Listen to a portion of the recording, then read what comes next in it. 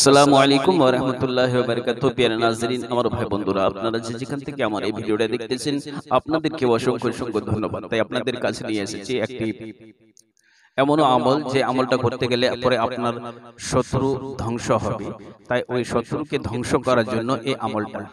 আপনি এই ভাববেন না যে আপনি নিরীহ মানুষের উপরে আপনি আমল করে বসলেন। তাই সে নিরীহ মানুষের জন্য যেন সে আমলটি করা না হয়। দেখা যায় যখন কোনো মানুষের জন্য বদদুয়া করবেন আল্লাহ পাক রব্বুল আলামিনের দরবারে, তো সেই বদদুয়াটা আপনার আসমান এবং জমিনের মধ্যে সে ভাসতে থাকে।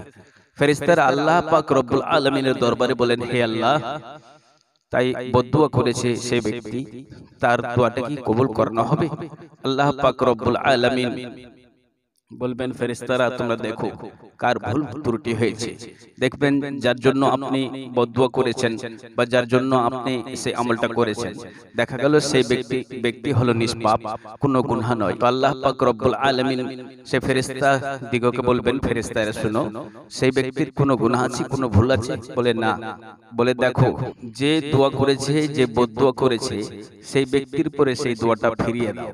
দেখা গেল যার জন্য আপনি বদদুয়া করেছেন সেই দোয়াটা ওই ব্যক্তিকে না লেগে আপনাকে লেগে যেতে পারে। তাই কারোর জন্য সে বদদুয়া করা ঠিক হবে না, কারণ শরীয়তে এটা নাজায়েজ ও হারাম আছে।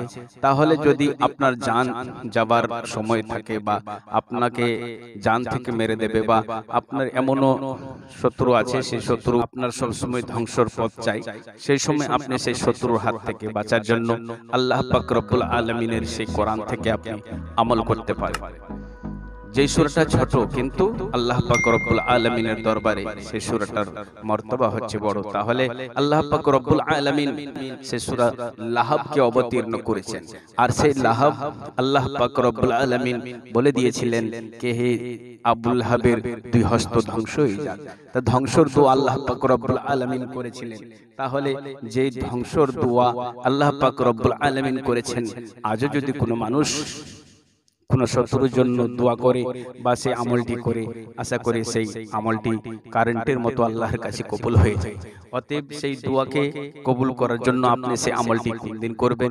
আপনি সোমবার বা আপনি করবেন শুক্রবার।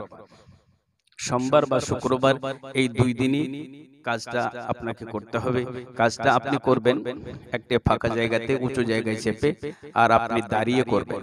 আপনি যখন সে সূরা লাহাবকে পড়বেন, আপনি এইভাবে পড়বেন, বিসমিল্লাহির রহমানির রহিম, তাব্বাত ইয়াদা আবি লাহাবি ওয়া তাব, মা আগনা আনহু মালুহু ওয়া মা কাসাব, সায়াসলা নারান যাতা লাহাবি ওয়া ইমরাতুহু হাম্মালাতাল হাতাব ফি জিদিহা হাবলুম মিন মাসাদ।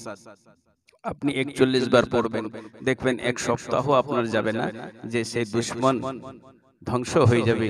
তাই দুশমনকে ধ্বংস করার জন্য এই আমলটা, যে দুশমন আপনার জান নেওয়ার জন্য প্রস্তুত আছে, সেই দুশমনকে আপনার ধ্বংস করার জন্য এই আমলটা। তাই আপনি সেরূপ করবেন, নিরীহ মানুষদের জন্য আপনি এই আমলটা করবেন না। তাই অবশ্যই বুঝতে পেরেছেন। আমার চ্যানেলটাকে সাবস্ক্রাইব করে পাশে থাকবেন। ফি আমানিল্লাহ, খুদা হাফেজ। আসসালামু আলাইকুম ওয়া রাহমাতুল্লাহি ওয়া বারাকাতুহু।